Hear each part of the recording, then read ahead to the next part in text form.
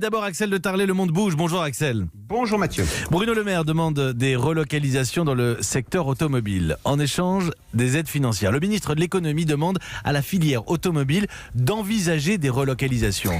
Exactement. Et alors donc Renault doit se sentir visé. Renault qui va recevoir une aide publique de 5 milliards d'euros et Renault qui a massivement délocalisé en Slovénie, Turquie, Roumanie, Maroc.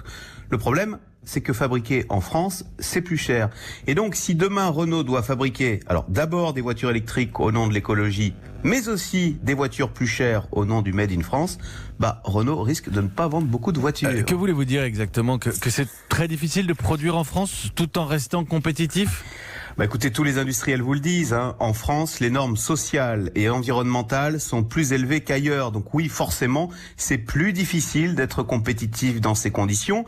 Alors le problème, c'est que jusqu'à présent, la France a toujours été seule en Europe à dénoncer cette concurrence déloyale des pays à bas coût qui n'appliquent pas les mêmes règles sociales et environnementales. Mais justement, tout arrive, et c'est peut-être un tournant que nous vivons actuellement. Figurez-vous qu'un courrier circule actuellement à la Commission européenne. Courrier signé par le gouvernement français et le gouvernement hollandais. Oui, les Pays-Bas, le chantre du libéralisme. Alors, que dit ce courrier?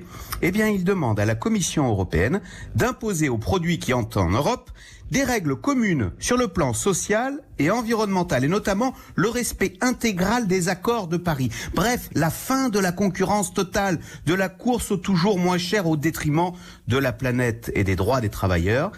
Alors, vu de Bruxelles, le fait que ce combat pour une mondialisation équitable soit maintenant aussi porté par les Pays-Bas témoigne d'un vrai changement de logiciel au sein de l'Union, un changement qui redonne toutes leurs chances à nos industriels en France qui, eux, s'échinent à respecter toutes les normes sociales et environnementales. Merci Axel de Tarlet, Le Monde bouge et vous le racontez tous les matins sur Europe 1 à 7h20.